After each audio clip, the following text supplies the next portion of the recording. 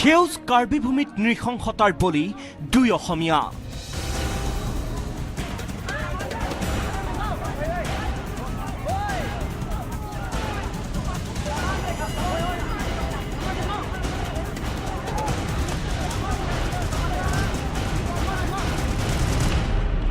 গণপ্ৰহাৰত মৃত্যু উদীয়মান দুই প্ৰতিভাৰ।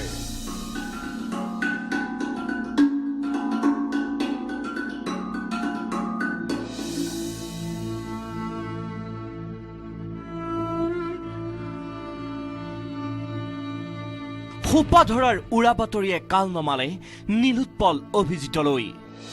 প্ৰকৃতিৰ বিনন্দীয়া ৰূপ উপভোগ কৰিবলৈ গৈ জীৱশ্ৰেষ্ঠৰ বৰ্বৰ আক্ৰমণত চিৰদিনলৈ চকু মুদিলে গুৱাহাটীৰ দুই যুৱকে।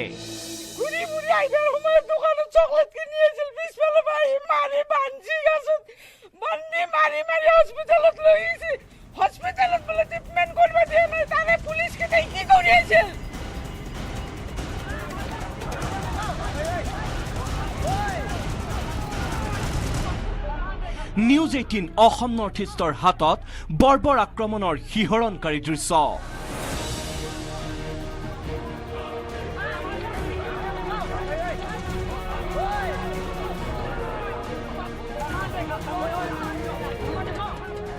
একমাত্ৰ নিউজ 18 অসম নৰ্থ ইষ্টত ঘটনাস্থলীৰ পৰা এক্সক্লুচিভ কভাৰেজ।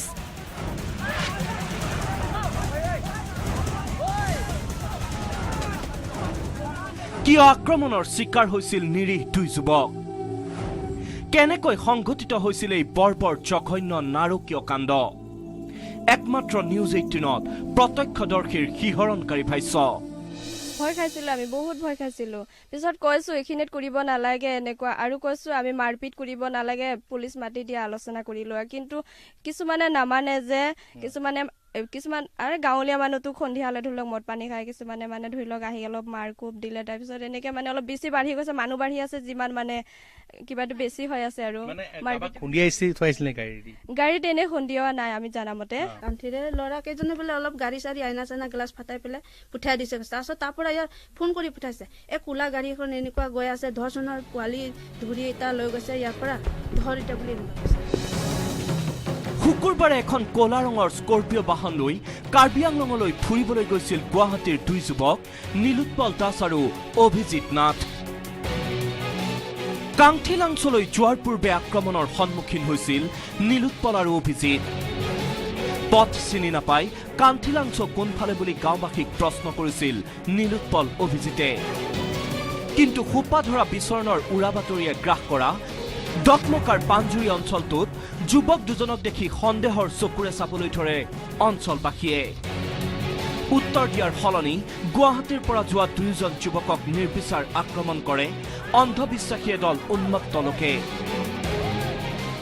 আক্ৰমণৰ পৰা ৰক্ষা পাবলৈ ঘটনাস্থলীৰ পৰা পলায়নৰ চেষ্টা কৰে নিৰীহ দুই যুৱকে। কিন্তু ফোনযোগে আগতীয়াকৈ সতৰ্ক হৈ এখন ধাবাত ৰৈ থকা আন এটা দলে পাঞ্জুৰীৰ সমীপত আগচি ধৰে দুয়োকে। কোনো প্ৰশ্ন নকৰাকৈ এফালৰ পৰা উন্মত্ত দলটোৱে চলায় আক্ৰমণ।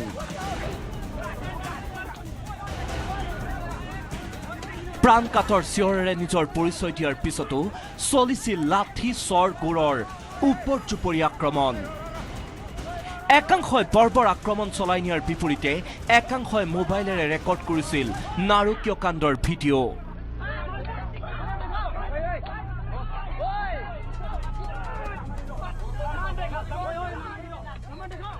বৰ্বৰ কাণ্ডৰ প্ৰতিবাদ কৰা নাছিল কোনো এজন লোকে।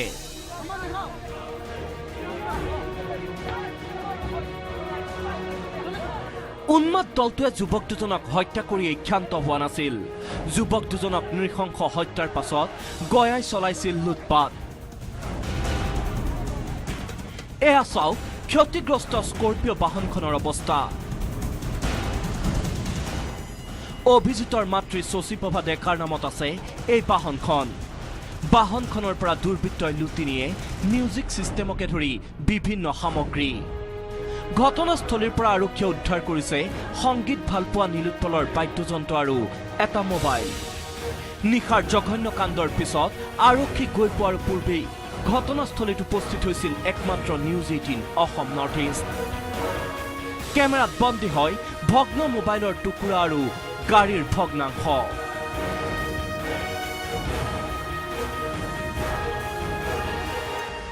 নিউজ 18 অসম নৰ্থ ইষ্টে বাতৰি পোহৰলৈ অনাৰ পিছতহে সষ্টম হৈ পৰে প্ৰশাসন। বাতৰি চোৱাৰ পিছতে এডিজিপি মুকেশ আগৰৱালাক কাৰ্বি আংলঙলৈ যোৱাৰ নিৰ্দেশ মুখ্যমন্ত্ৰীৰ। নিউজ 18ত বাতৰি সম্প্ৰচাৰৰ 12 ঘণ্টাৰ পিছতহে ঘটনাস্থলীত তদন্ত চলাই প্ৰশাসনৰ দলে। এই অবৰ্ণনীয় শোক সহিব নোৱাৰি শোকত ভাগি পৰিছে নীলোৎপল আৰু অভিজিতৰ পৰিয়াল। হত্যাকাৰীক উচিত শাস্তিৰ দাবী তুলিছে দুয়োটা পৰিয়ালে। আমার দুটো চলিক মারছে পুলিশে, এটা চলিক কেন আমার লাগতে দেয় সেইটা পুলিশ যাতে চিফ মিনিস্টারে অতি সোনকালে বরখাস্ত করে এই মিনিস্টারের ওচৰত পাঁচজনত। কাৰ্বি আংলঙত বিগত কেইদিন ধৰি প্ৰচাৰ হৈ আছে খোপা ধৰাৰ নামত উৰা বাতৰি। ছচিয়েল মিডিয়াতো একাংশই চলাইছে খোপা ধৰাৰ নামত ব্যাপক অপপ্ৰচাৰ। কিন্তু তৎসত্ত্বেও অন্ধবিশ্বাস দূৰ কৰাৰ ক্ষেত্ৰত কোনো ভূমিকা লোৱা নাছিল কাৰ্বি আংলং জিলা প্ৰশাসনে। আইন শৃংখলা নিয়ন্ত্ৰণত ব্যৰ্থ কাৰ্বি আংলং জিলাৰ উপায়ুক্তৰ চাফাই, নিহত 2 নিৰীহ যুৱকে অনুমতি নোলোৱাকৈ যোৱাৰ বাবেহে হেনো সাৱটি ল'লে কৰুণ মৃত্যু। ভিতৰৰ অঞ্চল চাব বিচাৰিছে, ভাল লাগিছে। কিন্তু কথা হৈছে আমাৰ পুলিচক জনাব লাগিব বা ঘটনাবিলাক কি হৈছে তো দেখি আছে এতিয়া অসমত, অকল এইটো ঘটনাই নহয়। গতিকে বিভিন্ন ঠাইত ধৰক এটা জনজাগৰণো হৈ আছে। গতিকে এইখিনি ক্ষেত্ৰত আমি পুলিচ বা আমাৰ যিখিনি নিৰ্দিষ্ট বিষয় আছে তেওঁলোকক যোগাযোগ কৰি পেলাই গ'লে ভাল হয়।